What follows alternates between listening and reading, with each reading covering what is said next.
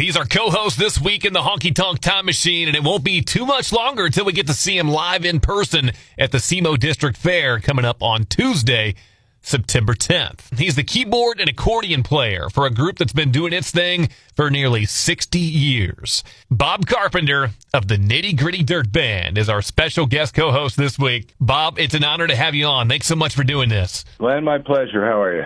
I cannot complain. I'm living the dream, getting to talk to another of my childhood favorites. And, I said you've been together 60 years. It's not quite been 60, 58 years to be exact, since you guys got started back in 66. And the lineup is a little different than it was back then. But is it still safe to say you're all still partners, brothers, and friends, or what? Yeah. I mean, the guys that can still do it, we're keeping it alive. I mean, we still have two of the original guys, Jeff Hanna and Jimmy Fadden, the drummer, harmonica player, lead singer, guitar player, and I've been with them since late 70s.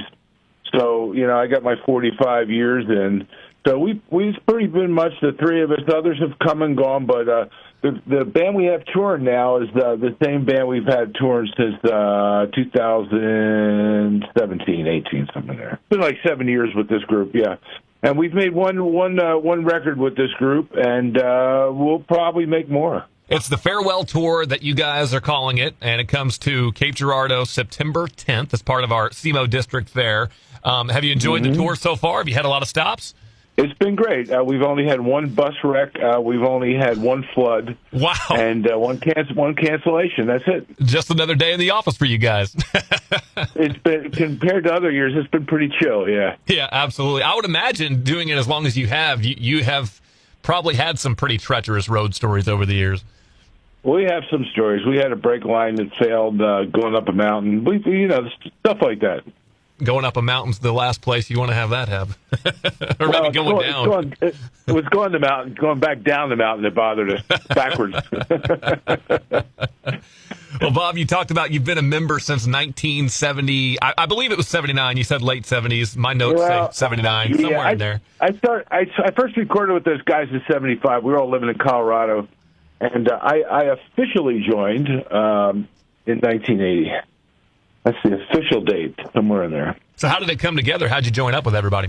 Oh, it was pretty natural. I mean, I didn't have to go to any interviews or anything. We were all living in Colorado, and I was playing music up there, and those guys had moved up there from the West Coast, and we were in the same town, and we started playing stuff and jamming together and things like that, and it all just sort of worked out. It was very natural thing. And they'd been around for, a decade or so prior to you joining up. How much did you know about the group, and, were you a fan of them when you joined up?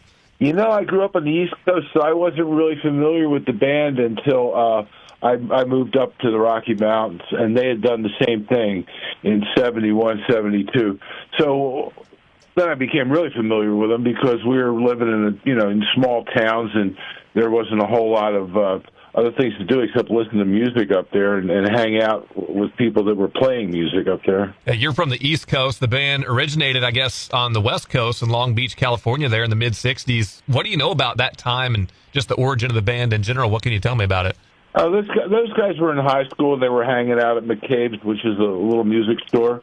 And they decided, they started at college and decided that music was more fun, and they started this little band, and it was, they wore zoot suits, they had a washtub bass and stuff like that, and they did old-timey music, as they say, but that only lasted for about a year.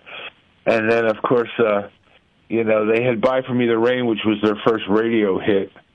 And what followed that, which was really the groundbreaker, was Uncle Charlie, which had Bojangles on it. And then, of course, Circle Be Unbroken Volume 1. This was all early 70s stuff.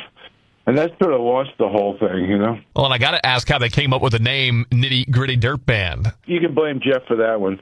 First of all, back in that era of music, bands had to have like 97 names or they weren't cool. 13th Floor Elevator and, all the psychedelic stuff. So he was sitting, I think it was in his freshman year in college, he was sitting in an English class, and somebody said something about the Nitty Gritty. And they were still starting this jug band thing, so I think that earthy dirt, that he sort of put that whole thing together, and that's how the name came. But nitty-gritty is a phrase that's been around for a long time in a lot of different forms. There's been songs called getting down to the real nitty-gritty and stuff like that. So it was a phrase that was floating around. Yeah, and you can equate it to music pretty well, I think, getting down to the nitty-gritty of just a true form of art. I mean, I don't know if that was the line of thinking, but it certainly works if you want to go down that avenue. No, it was the line of thinking. I mean, it's what they call roots music now. Yeah. And there's been a million album titles in country music with the word dirt in them now. So sure. Dirt roads and dirt this and dirt that. So, it's all talking about the basic ground floor of where everything's coming from. You guys were trendsetters, that's for sure. You talked about some of those early songs. Now, this is before you got there, but, Mr. Bojangles, 1970, that was a Jerry Jeff Walker cover. It is. And many have covered it since, including like Neil Diamond, John Denver, Sammy Davis Jr., but right. It seemed like that was the one that was kind of the launching point. Would you agree? Yeah, there's sort of an interesting story that goes with that. First of all, that was the 10th cut on that record. The record was done. There were 9 cuts, and somebody said, "What are we going to do for a 10th cut?" And somebody said, "Well, how about we like this song?" And so they recorded the song, and the record company, of course, they didn't think it was a hit because it was too long and it was a waltz and blah blah blah. But radio stations started to play it back in the day when radio stations could actually dictate from the feedback from their fans what to play a lot more than they can now. And but what happened was Jeff had heard the song on the radio, and a guy named Jimmy Ibbotson was in the band then, and he was from the East Coast, and Jeff was talking to him about the song, and Jimmy goes, "Wait a minute." He ran out to his car, popped his trunk, and underneath the spare tire there was a 45 of the song that he had purchased like weeks before. And they put it on, and they learned it, and that's how that song got on the album. And I understand Jerry Jeff wrote it about an actual experience he had in jail with a guy named Mr. Bojangles, like a street performer. Do you know if that's true? Well, I know that he was probably in jail. Whether he met the street performer or not, I have no idea. But you know what? If he says it's true, it's true.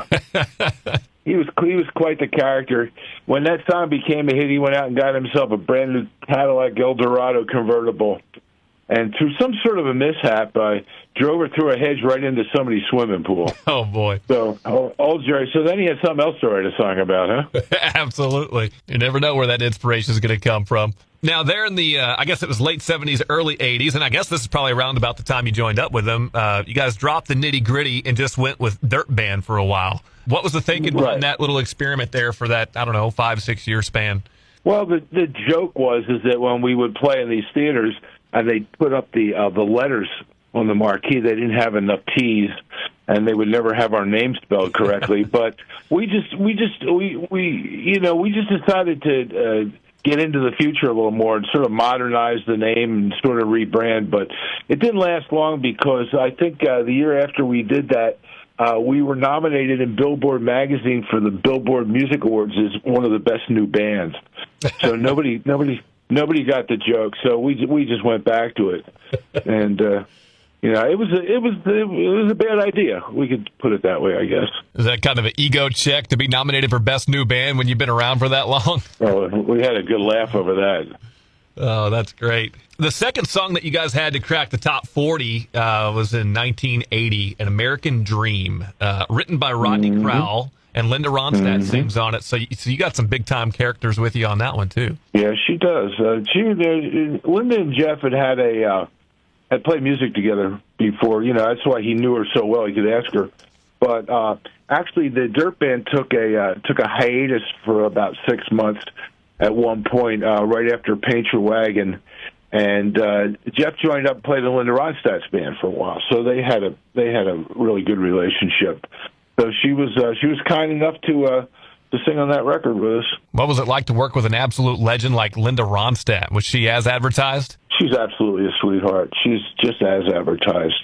Being out in California, and she was in California, and everybody sort of knows everybody in this business from that era and knew each other at the time.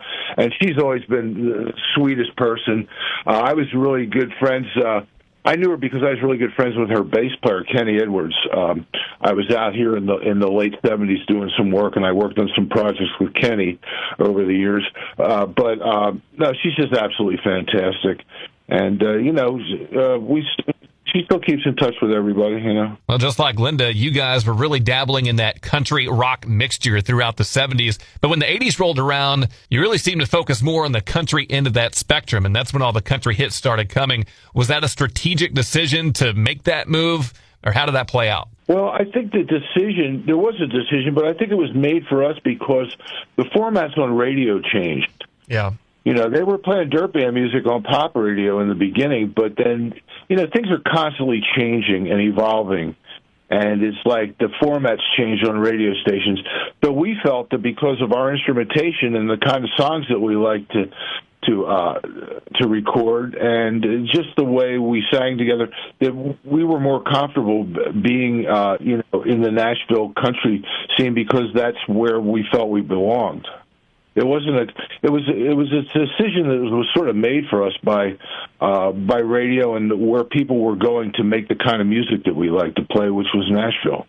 They weren't making that kind of music so much in L.A. anymore. They were doing it in Nashville. So it really just came down to where you fit when radio started playing your music, and that turned out to be country music, which was huge because once the formats became a little bit more defined, you guys went on a run of 18 top 20, 16 top 10, and 11 top 5 songs there in that run from 83 to 89. That is a pretty good stretch, I would say. Well, I'll tell you, it's been the perfect storm for us. There's the only way you get to stay together and play music for 58 years as of this year is you got to have a whole lot of great things happen to you. Be very fortunate. You got to stick with it even when you make horrible mistakes. And we've had our share of hits. We've had fans that have come out to see us all through all those years. Fans have come out to support the band. We've been able to get on the road and work. So there's all kinds of great things that have happened for this band that have allowed us. We've had our health. We've been able to sing and play. So that's what happened. All that has to happen for you to be able to play music for 58 years. I read that Jimmy wrote Dance Little Jean in hopes that he'd get his wife back together with him, and then she said, no, but you can afford child support now. That is absolutely true. That's such a great line. Go ahead. You can always get married, but it's really hard to write a hit song. Yeah, absolutely. Yeah, that's absolutely true. His wife was a sweetheart, too. We love Annie. And then your first country number one was Long Hard Road, which was true. Such a great song, and another one written by Rodney Crowell, right? There he is again, huh? Well, he's kind of like Michael Myers. He pops up quite often if you pay attention to country music and who writes all these songs. One of the things I think this band has in common with Linda Ronstadt had an excellent ear for songs. She recorded Lowell George. I mean, think of the hits that she's had and the songs that she's picked that have been hits for her and what she's decided to sing. And in the same way, I think the Dirt Band's always had an affinity for finding really good songwriters and songs. The Dirt Band was the first band ever to record Kenny Loggins song when he was still, simple-faced kid songwriter, grinding them out. The Dirt Band did Pooh Corner. So in that way, we've been really fortunate in the fact that we've had a lot of really good material come our way. Well, you picked a good one there. When you first heard Long Hard Road, what did you think? Were you thinking hit here? What's going through your mind? We knew we were going to record it. We didn't know it was going to be a hit. There's only one song in our entire career that we knew was going to be a hit. I'll take a wild guess and say that was Fishing in the Dark. Yes, absolutely. Well, I was going to get to that one for sure. Well, you win the car. You got a car, like brand new car. Well, why don't we jump to it since you brought it up? I mean, Fishing in the Dark, 1987, another number one hit, and little did you know it was going to be played at every high school dance from there on out. We were joking the other day that if you were like in your late 20s or 30s when that song came out, you're like almost on Medicare at this point. Yeah, exactly. So you knew it was going to be a hit the moment you heard it, huh? Well, the minute we recorded it, we knew it was going to be a hit. The minute we heard it, we went, God, we got to record this song. This is really great. In fact, one of the guys who co-wrote that song, Jim Photoglow, who was a friend of ours for the past 35 years and had co-written other songs for Nitty Gritty Dirt Band albums, he's been on stage playing bass and singing with us since 16. He's a longtime friend, and now he's on stage for the last 10 years almost making music with us. That's awesome that it's kind of come full circle with him, that he helped write Fishing in the Dark, and now he's officially part of the band. That's a cool story. Yeah. So you get a signature song out of it.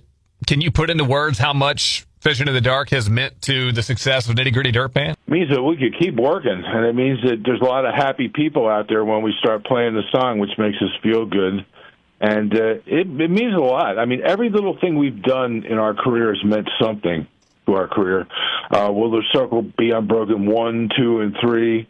Every radio song we've had, all our relationships with, Chris Hillman and Emmylou Harris and, Jerry Douglas and all those people, all the guys that helped us form the core band on Will the Circle Be Unbroken 2. We still have relationships, and we still play with all those people. How big of a rise out of the crowd when you start playing that? They start screaming at second song, but we don't play it. We don't play it second. You can't fire that bullet too early, right? That's the song they all come to hear. I would imagine so. I mean, it's my personal favorite song of yours as well. But there's so many. Like I said, that run throughout '83 to like '89 into the '90s. Of any of those, we don't have time to talk about every single one. But are there any funny, interesting stories behind any of those hits through that run? We had an album way back in '81 called Jealousy. There was sort of a little bit of it was sort of like experimental. And we had a song on there called Fire in the Sky, which Kenny Loggins sang on with us. And that album didn't do much. But what happened was when we went to country radio, we re-released that song and it actually charted for us. I think it went to number 9. That's sort of an interesting thing of sort of like where a song fits at a certain period of time on radio. Yeah, it actually went to number 7, so give yourself a little bit more credit. And to give you even more credit, Bob, you co-wrote that, didn't you? Yeah, I did. Obviously, the switch to country music there gave you an avenue to re-release that song, and it stands in your catalog as one of your biggest. Another one that you co-wrote was "Baby's Got a Hold on Me," right? Yep. That was during that age period. In fact, I think that song came out right before "Fishing in the Dark." It did. That was the first single for that. Yeah. Yeah. And as a matter of fact, it was between the re-release of Fire in the Sky and Fishing in the Dark. So a pretty significant period, I think. Glenn, you have an amazing memory. It's called research, because I was exactly 1 year old when that happened. See, I didn't get up and study for this test today. I was up late last night at a disco. A disco, I love it. We'll have to have a disco night at the Honky Tonk Time Machine. See how that goes over. But I did want to get your thoughts on what you remember about writing those 2 hits in particular. The funny thing about writing a song, when you write a song, it is indelibly stuck in your brain. You can, at least I can, and I think most songwriters can remember where they were, who they were sitting down with, exactly what happened within the song as they were writing it, when they finished it, stuff like that. I remember sitting in my studio writing the second verse of Fire in the Sky. I remember Jeff and I getting together up in his little house in Colorado during a snowstorm when we wrote Make a Little Magic. So it's all that stuff. I remember sitting at Josh Leo's house, who was our producer, who co-wrote Baby's Got a Hold on Me with Jeff and I, and we finished the song right after the NCAA championship game we were watching on TV where Villanova won the game. I think it must have been 84. Anyway, so it's funny how those things, when you write a song, at least for me, I remember exactly time and place. That's interesting, because on the flip side of that, if the song's good enough, people will remember exactly where they were when they first heard it. So from your pen to the brain of the consumer, it kind of comes full circle. You mentioned Kenny Loggins earlier, Bob. You guys were recording some of his stuff before anybody knew who he was, and you could say the same thing for another pretty big name in Kix Brooks, one half of Brooks and Dunn. Modern Day Romance was one of his. Yeah, we were just doing that on stage last tour. We only have a couple hours to play, so we have to shuffle stuff in and out. We do all the hits. We do Circle One music. We do bluegrass. We do a little bit of rock and roll. We play Cadillac Ranch. And then a lot of the stuff goes in and out, Dance a Little Gene, Modern Day Romance, Stand a Little Rain, stuff like that comes and goes out of the set. Bless the Broken Road. But it's fun, you know, at the start of the year before we go out touring, we run through a whole bunch of songs from the catalog, and then we're able to play them if we want to during the year, just to keep things fresh. When you guys pick a song from, say, a Kenny Loggins or a Kix Brooks, do you actually work with the songwriter, or is there really no real contact between the two? Only if there's something in the song that needs to be changed that would affect the original words or something like that. Usually you can change the note around here and there, you know. In fact, you can rewrite the whole thing. You usually don't have contact with the songwriter, no. Yeah, and I'm sure the experience varies from song to song, songwriter to songwriter. I was just curious what your thoughts were on, say, a Kenny Loggins or a Kix Brooks before they hit it big, if you had a chance to interact with them. You know, a lot of people that we got songs from, I can't speak to Kenny Loggins, but as far as Kix goes, when we were in Nashville recording those albums in the 80s, people were pitching the songs all the time. We were getting, I still have about 1,000 cassettes upstairs with probably about 10 songs on each cassette. So I got a lot of stuff upstairs that I listened to that we passed on. And, you know, your producers, you know, will bring you stuff, and publishers will come over when they know you're recording and pitch your songs. You know, so that's the way you're exposed to a lot of that stuff. And a lot of times we're not even sure who wrote the song. We'll listen to it, we'll go, that's cool, who wrote that? Yeah, so you're not really thinking so much about the songwriter. You're trying to figure out, you know, whether this could be a nitty-gritty dirt band hit. It's whether it could be a nitty-gritty dirt band song, whether it fits what we want to do. And just in case it is a hit, do we love the song enough that we want to stand up on stage and play this thing every night? Exactly. You know? It's simple. You just really got to love the song. Yeah, it's funny you bring that up because I've talked to artists before who have recorded a song that they weren't that fond of. Then it became a hit, and then they didn't want to play it in their show, but then the fans get upset that they didn't hear it, and it just makes for a bad situation all around. Luckily, that's never happened to us. Yeah. So. And it's like you said, one of your strengths over all these years has been picking the right songs. So, in fact, another one that you picked is the next one I want to touch on, And So It Goes from 1989. John Denver sings on it, and it was written by Paul Overstreet and Don Schlitz, two more huge songwriters. Don just going into the Hall of Fame. What do you remember? What can you tell us about that one? I think John brought that song into us when we were doing Circle 2. When we were doing Circle 2, what would happen was we'd have two artists booked, one in the morning, one in the afternoon, and we'd do like one or two songs with each artist. And before we went in, we'd talk to them about, of course, being on the record and this and that, and we suggest some stuff, and they'd come to us and say, well, I really like this song. And we'd give us time to run the charts, you know, write it up. Artists would come in the morning, we'd talk about the arrangement, we'd start running the song, and then we'd just do a couple takes until we got it. And luckily, because of the caliber of musicians that we had in that room with us, we only had to do 2 or 3 takes on every song, and it was done. No overdubs, nothing. It was all live. In fact, the first song, I think, Don Split Songs, one of the first ones I can remember recording was we did an album called 20 Years of Dirt, which was sort of a greatest hits album, and the only new cut on the album was a song called Stand of Lorraine that Don Schlitz co-wrote, which became a hit for us. Yeah, a big one, as a matter of fact. And Don has gone on to write some of the biggest songs in country music. In fact, I wonder, because some of the songs that he wrote came out around about the same time as And So It Goes, like Forever and Ever Amen, On the Other Hand, the big Keith Whitley hit, When You Say Nothing at All. It makes me wonder if he didn't write those all there in that same songwriting session there with Paul Overstreet. I don't know. That's a lot of work for one session, but you never know.